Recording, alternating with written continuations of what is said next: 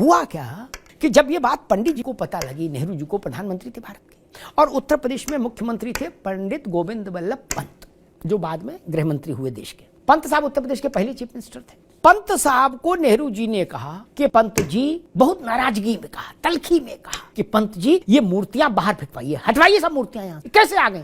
अब पंत साहब की स्थिति ये कि इधर कुआं उधर खाई।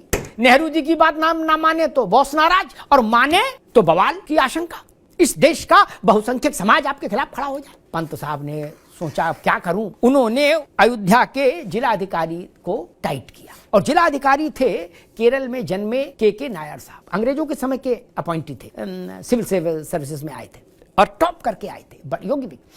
पंत साहब ने के नायर से कहा कि नायर साहब, प्रधानमंत्री चाहते हैं मूर्तियां हटा दो और मेरे ऊपर बड़ा दबाव है नेहरू जी का।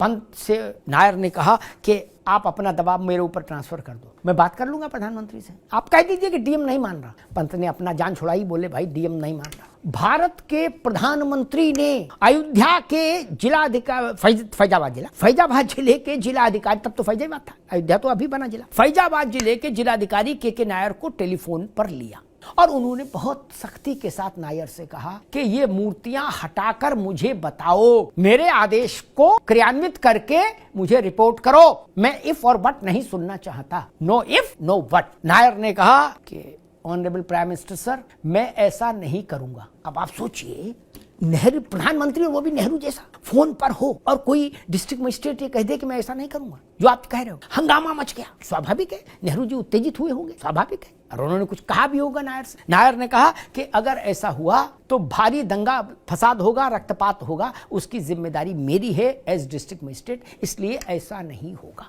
मूर्तियां जहां हैं अब वहीं रहेंगी। नेहरू जी झल्ला गए। उन्होंने गोविंद वल्लभ पंत से कहा कि कैसे आदमी को तुमने डीएम बना के रखा है फैजाबाद में, और नायर अड़ गए और लड़ गए। फिर नेहरू जी ने कहा गोविंद वल्लभ पंत से, फिर नायर से उनका डायरेक्ट कम्युनिकेशन बंद हो गया, वो जान गए कि ये आदमी तो वही अड़ियल है, कुछ भी बोल देगा। पंत से उन्होंने कहा, गोविंद वल्लभ पंत से, कि बीच वाले डोम समेत तीनों डोम बंद कराइए, लॉक कराइए, मूर्तियां अंदर, और कहा लॉक करिए। पंत जी को लगा चलो मूर्तियां नहीं निकाली इनके कहे से तो इतनी तो बात मानी लो इनकी, नहीं तो फिर और लड़ाई बढ़ जाएगी कि भाई ताला लगा दो। तब ताला लगा, और फिर ये व्यवस्था के नायर ने कराई कि रामलला के राग भोग के लिए, आरती के लिए, शयन आरती के लिए एक निर्धारित समय पर फाटक खुला, फाटक के भीतर छोटा सा फाटक खुला करेगा और पुजारी अंदर जाएगा ताकि रामलला का पूजन अर्चन जारी रहे। तब से वो परंपरा चली आई। अब सोचिए, अगर के नायर नहीं होते वहां डिस्ट्रिक्ट मजिस्ट्रेट फैजाबाद के, तो रामलला कहां होते? सरयू में प्रवाहित करा देते ये लोग रामलला को।